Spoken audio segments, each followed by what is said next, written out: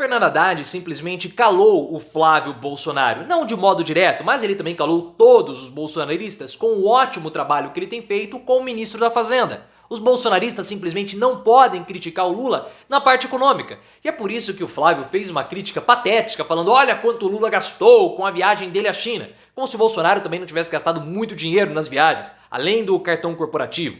Mas a questão não é ficar comparando quem gastou mais ou quem gastou menos. A questão é entender que os bolsonaristas não podem fazer críticas mais incisivas naquilo que realmente importa no governo federal, que é a questão econômica. Porque se eles fizerem isso, vão acabar afetando o Campos Neto, que já está muito fritado pelo segmento do varejo, que tem descido a lenha no Campos Neto, porque o varejo está em crise por culpa da Selic. Mas coloca nos comentários, o que vocês acham das críticas dos bolsonaristas ao governo Lula? São críticas lorpas e patéticas? Deixa o seu like se você acha que a crítica do Flávio é fraca e ele também é fraco, e se inscreva no canal. O Flávio, pessoal, ele postou numa rede social uma publicação da Jovem Pan, falando o seguinte: olha só, Lula gastou ao menos 5,5 milhões de reais na viagem dele à China. Oh, o Lula fala dos pobres, mas ele gasta muito dinheiro. E o problema foi que as críticas que eu vi ao comentário do Flávio, as respostas ao comentário do Flávio, foram muito frágeis. Ah não, porque o Bolsonaro gastou tanto esse dinheiro, quiseram dar uma explicação, porque o Lula foi lá, trouxe bilhão.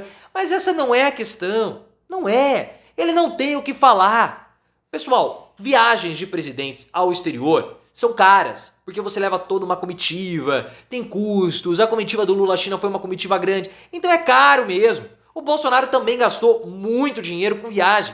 Mas a questão é que esse tipo de crítica é uma crítica tola, é uma crítica vazia. E o Flávio tem feito porque não há mais o que ser criticado. Ah, mas e o cartão corporativo? São coisas diferentes, tá? O cartão corporativo do Bolsonaro, ele precisa ser criticado, precisa baixar a transparência, porque o cartão corporativo do Bolsonaro foi um abuso de poder econômico que o Bolsonaro tinha na época contra os seus demais concorrentes e adversários na campanha de 2022. O Bolsonaro tinha um instrumento, que era o cartão corporativo, que nenhum outro concorrente tinha. E nós vimos os gastos do cartão corporativo. Não eram gastos ali só para o Bolsonaro, porque eram gastos com lanche, alimentação, que extrapolavam o limite ou o razoável. Então o cartão corporativo do Bolsonaro era utilizado, possivelmente, ao que tudo indica, sim, era para isso, para que ele pudesse pagar as pessoas para elas comparecerem nas motocicletas e nos atos de campanha. Para parecer que o Bolsonaro era muito apoiado, tinha muita gente lá, mas eles recebiam um lanche em troca. Ou até mesmo abastecimento de motocicleta. Então a gente tem que distinguir as duas questões. Fazer uma comparação com o gasto do cartão corporativo é um pouco, com custo de viagem, é um pouco equivocado, porque o gasto do cartão corporativo é muito mais sério e não envolve somente custos elevados, mas sim abuso de poder e uma artimanha, um artifício ilegal usado pelo Bolsonaro. Mas independentemente disso, a crítica é uma crítica limitada. O que o Flávio pode falar do governo Lula? Não tem o que falar. E o Tarcísio de Freitas recentemente também comentou sobre o arcabouço fiscal da Haddad, só que ele falou assim: insuficiente, não vai dar certo. Tá, por que não vai dar certo? Não vai dar certo. Parecia o Onyx Lorenzoni debatendo lá com o Eduardo Leite no governo do Rio Grande do Sul no segundo turno do ano passado. Ridículo. Porque eles não podem criticar a pauta econômica. A grande questão é o seguinte: o governo federal, ou o executivo no âmbito federal, ele é cobrado justamente pela economia. O executivo estadual é cobrado pela segurança pública e o executivo municipal por saúde e educação. Os bolsonaristas não podem criticar o governo Lula. Essa crítica do Flávio a respeito do dinheiro gasto, pega lá com a classe média mais despolitizada e olhe lá. Mas as questões econômicas não são mencionadas, porque qualquer crítica mais incisiva à questão econômica vai ter que acertar o Roberto Campos Neto, que é hoje o grande bloqueador do bom desempenho econômico do governo Lula. Você sabe que o governo Lula hoje depende da redução da taxa de juros para ter êxito. Se o Roberto Campos Neto afrouxar e a taxa de juros cair, para os bolsonaristas é muito ruim, porque a chance do governo Lula ter mais dinheiro para gastar no social aumenta muito. Fora que há uma possibilidade de haver uma melhora econômica com a redução da taxa de juros, porque o varejo está em crise justamente pela alta taxa de juros. O Roberto Campos Neto, ele está assumindo uma bomba que ele não tem condição de matar no peito. Ele não tem essa condição. A crise no varejo vai cair nas costas dele, porque Tok Stock está quebrado.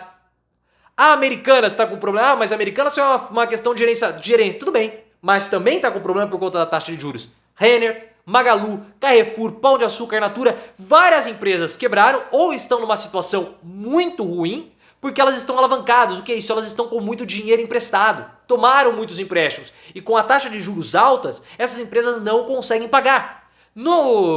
Acho que foi, se não me engano foi ontem ou foi por esses dias, a Luísa Trajano foi lá no LEAD nos Estados Unidos, que é o encontro de Brazilian Investments, e ela criticou a taxa de juros e criticou também a posição do presidente da FEBRABAN, que é a Federação dos Bancos, que defendeu a taxa de juros alta. Ela falou assim, amigo, não dá. Com essa taxa de juros alta, o que vai acontecer? Vai quebrar o pequeno produtor ou o pequeno empresário. Fora que gera uma crise no varejo imensa, porque ninguém está comprando, o consumo está baixo.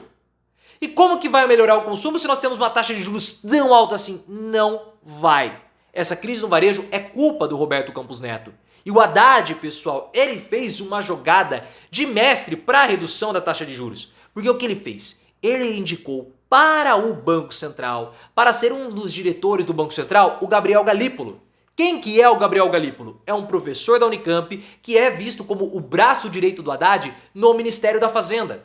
Se o Galípolo for para o Banco Central, ele vai ter uma posição mais interessante, quase como um infiltrado, para negociar a redução da taxa de juros. E há um voto a mais que o governo vai ter na reunião do Copom para a redução dos juros. O Galípolo é alguém de bom trato. Ele foi colocado lá como um gesto de pacificação com o Banco Central. Mas é uma possibilidade que o Haddad também tem de pressionar por dentro do Banco Central a redução da taxa de juros. E o nome do Galípolo foi muito bem aceito pelo Rodrigo Pacheco, que é o presidente do Senado. Isso é muito importante. O Rodrigo Pacheco, como presidente do Senado, já dá uma sinalização que o nome do Galípolo vai ser aceito na sabatina que vai acontecer e na aprovação no Senado. Isso é importantíssimo, é fundamental que isso ocorra.